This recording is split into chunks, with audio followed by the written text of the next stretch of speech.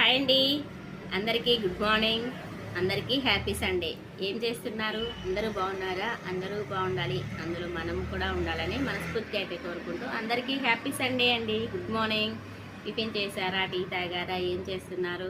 మేమైతే ఈరోజు Sunday special ఏంటంటే, స్పెషల్ అనే చెప్పాలి, ఈరోజు టిఫిన్ చేయలేదు, ఇంకా ఓన్లీ టీ తాగైతే షాప్కి అయితే వచ్చేసాము. మా వారైతే పెరుగన్నం తిని ఈరోజు 7:30కే షాప్కి వచ్చారు. నేనేమో 8:30కి వచ్చాను అనమాట.